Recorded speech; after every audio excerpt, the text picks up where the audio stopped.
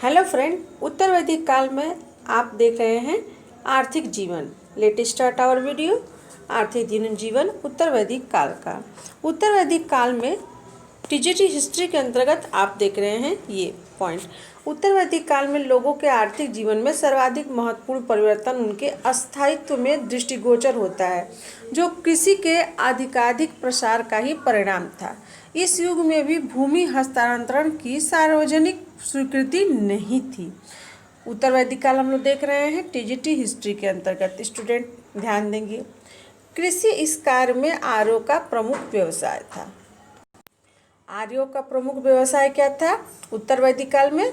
कृषि जो था इसका महत्वपूर्ण व्यवसाय था। ये आर्थिक जीवन के अंतर्गत हम देख रहे हैं।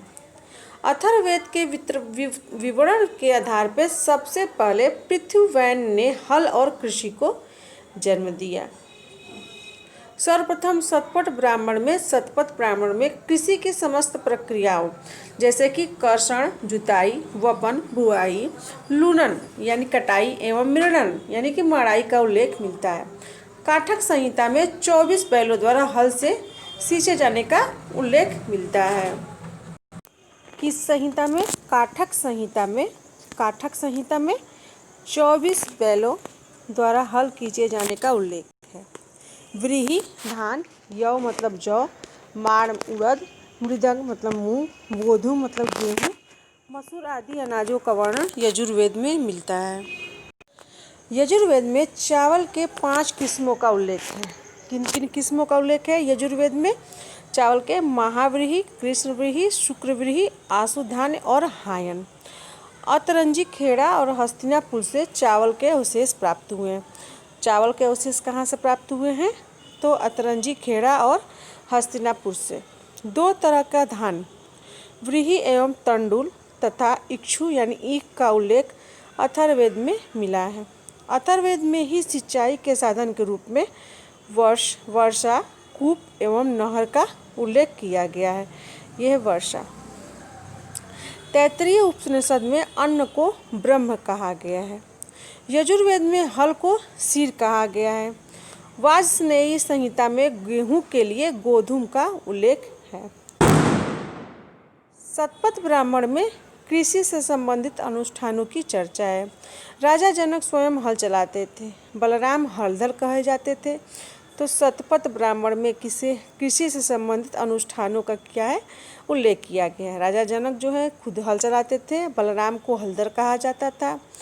छांदोग्य उपनिषद में दुर्भिक्ष, अकाल का उल्लेख है। उत्तर वैदिक काल में भूमि दान की चर्चा नहीं मिलती है।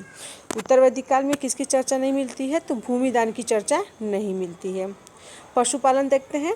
इस काल में मुख्य पशु गाय, बैल, घोड़ा, हाथी, भैंस, भेड़, बकरी, गधा, ऊंट, सूकर आदि थे। महत्वपूर्ण पशु के रूप में गाय को पाला जाता था। तो उत्तर वैदिक काल में महत्वपूर्ण पशु क्या था? तो गाय को पाला जाता था। बड़े बैल को उत्तर काल में महोक्ष कहा जाता था। महोक्ष किसे कहा जाता था? तो बड़े बैल को। किस काल में? उत्तर वैदिक काल में। अथर्ववेद में एक गाय, बैल और घोड़ों की प्राप्ति के लिए इंद्र से प्रार्थना की गई है। किस वेद में? अथर्ववेद में। शतपथ ब्राह्मण में इस बात का स्पष्ट उल्लेख है कि गाय और बैल पृथ्वी को धारण करते हैं। तो किस ग्रंथ में इसका उल्लेख है? शतपथ ब्राह्मण में कि गाय और बैल जो है पृथ्वी को धारण करते हैं। किस ब्राह्मण में? शतपथ ब्राह्मण में। ऐतरेय ब्राह्मण के अनुसार 2 गधे अश्विन देवताओं के रथ को खींचते हैं। अश्विन देवताओं के रथ को कौन से जानवर खींचते हैं? जो गधे। शतपथ ब्राह्मण में सूकर यानी सूअर की चर्चा की गई है। कैवर्त यानी मछुआरे का उल्लेख ऋग्वेद में मिलता है। आइए देखते हैं कुछ उद्योग धंधे उत्तर वैदिक काल के।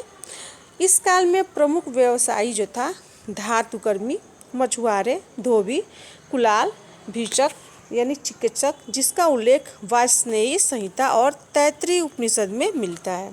रथकार आदि थे। विभिन्न प्रकार के शिल्पों का उदय भी उत्तर वैदिक काल अर्थव्यवस्था की विशिष्टता थी। उद्योग में विशेषज्ञता बहुत आगे बढ़ गई थी। रथ बनाने वाले को बढ़ई, धनुष बनाने वाले धनुष की डोरी और तीर बनाने वालों से अलग पहचाना जाता था।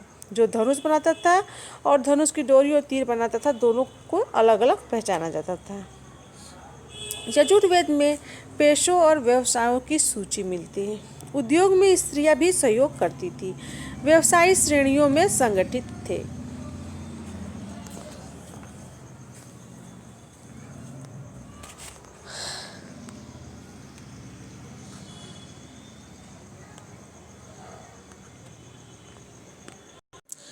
व्यवसायी किसमें संगठित थे? तो श्रेणियों में संगठित थे। वस्त्र निर्माण देखते हैं। उत्तर वैदिक काल में ऊन यानी ऊन, शण यानी स्वर, शतपथ ब्राह्मण में कौश यानी कि रेशम एवं मैत्रेयी संहिता में क्षौम का उल्लेख मिलता है। इस काल में स्त्रियों द्वारा ऊन का कार्य किए जाने एवं वस्त्रों की सिलाई हेतु सूची यानी सुई का उल्लेख मिलता है। धातु के काम यजुर्वेद में हिरण्य या सोना को कहा जाता था। त्रपुटीन, सीसा, अयस एवं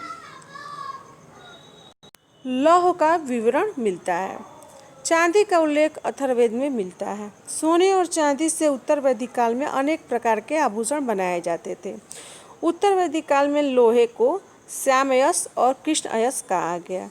भारत में लोहे के प्रयोग के साक्ष्य करीब 800 ईस्वी पूर्व में पश्चिम उत्तर प्रदेश में तीरों के फलक एवं भालों के फलक के रूप में मिलते हैं, जो लोहे से निर्मित थे। उत्तर वैदिक काल में करमार शब्द लुहार के लिए प्रयोग हुआ है। अथर्ववेद में तक्षा शब्द का उल्लेख बढ़ई के लिए किया गया। यजुर्वेद में कैवर्त शब्द मछुआरे के लिए आया है। कुलाल शब्द कुम्हार के लिए आया है। इस काल में 4 प्रकार के बर्तन और मृदभांडों से आर्य लोग परिचित थे। कितने प्रकार के? 4 प्रकार के। कौन कौन से? काले और लाल भांड, चित्रित धूसर भांड एवं लाल भांड सर्वाधिक महत्वपूर्ण थे। तो 4 प्रकार के बर्तनों से आर्य लोग परिचित थे, बर्तन और मृदभांडों से। व्यापार देखते हैं। इस काल में व्यापार था। उत्तर वैदिक काल में ऐतरेय ब्राह्मण में उल्लिखित श्रेष्ठी शब्द एवं वाजस्नेयी संहिता में उल्लिखित गण और गणपति शब्द का प्रयोग शायद व्यावसायिक संगठन के लिए किया गया है। इस काल का व्यापार भी वस्तु विनिमय प्रणाली पर आधारित था। मुद्रा प्रणाली का आविर्भाव अभी तक नहीं हुआ था। बलि, शुल्क भाग आदि राजा को वस्तुओं के रूप में दिया जाता था। व्यापार प्रपण द्वारा संपन्न होता था, जिसमें लेन देन का माध्यम गाय एवं निष्क को बनाया गया था। इस समय तौल के रूप में शतमान, कृष्ण, पाद आदि का वर्णन मिलता है। निष्क जो पहले गले का आभूषण था, अब शायद सोने का एक तौल था, जिसकी निश्चित तौल 320 रत्तियों के बराबर थी। कृष्ण एक रत्ती या 1.88 ग्रैन का होता था। शतपथ ब्राह्मण में पहली बार सूदखोरी और महारानी की चर्चा भी की गई है। महाजन को सिरदन कहा गया है। तैत्तिरीय आरण्य में पहली बार नगर की चर्चा हुई है। यहाँ हम कुछ वैदिक युगीन शब्दावलियों को देखते हैं कि वैदिक युग में इन शब्दावलियों का प्रयोग किया जाता था। कौन कौन सा देखते हैं। दुहित्री यानी कि दूध दूहने अर्थात पुत्री। अघन्या गाय का वध नहीं करना। गोहन वध न करने योग्य अर्थात गाय। व्रीहि मतलब चावल। आगे देखिए। तक्षा यानी कि बढ़ई। निष्क यानी कि मुद्रा के रूप में प्रयुक्त शब्द। आगे देखते हैं। संग्रहित मतलब शाही खजाने का प्रभारी। क्षोत्रिय मतलब विद्वान ब्राह्मण। बाघ दूध मतलब गाय का दूहने वाला और एक कर संग्राहक। गविष्ठी यानी गायों की गवेषणा। आगे देखिए क्या है। रई यानी कि वैदिक युग में संपत्ति के लिए प्रयुक्त किया गया। बहतु यानी कि दहेज के लिए प्रयुक्त किया गया। इभ्य मतलब धनी लोग। अदेवयु मतलब देवताओं में श्रद्धा न रखने वाले। अवरहन मतलब वेदों को न मानने वाले। अनास मतलब कटु वाणी वाले। वाणजति यानी चारागाह का अधिकारी। जन या विष वैदिक कबीले या प्रजाजन। नप्ती मतलब भतीजे, प्रपौत्र, चचेरे, भाई बहन इत्यादि के लिए प्रयुक्त शब्द। स्टूडेंट यहाँ पर देखते हैं कुछ प्रमुख दर्शन और उसके रचयिता कौन कौन से। यहाँ पे देख लेते हैं। चार्वाक यानी कि भौतिकवादी, रचयिता कौन है? चार्वाक। सांख्य दर्शन के कपिल हैं। योग दर्शन के पतंजलि हैं। न्याय दर्शन के गौतम हैं, जिन्होंने न्याय सूत्र बनाया। पूर्व मीमांसा यानी कि जैमिनी। उत्तर मीमांसा यानी बाद नारायण। और वैसे की कड़ाक और उल्लूक। तो स्टूडेंट इसी के साथ हमारा ये जो आपका टीजीटी हिस्ट्री में चल रहा है आर्थिक जीवन उत्तर वैदिक काल का समाप्त होता है। मिलते हैं नए टॉपिक पर उत्तर वैदिक काल के नए वीडियो में नए टॉपिक के साथ।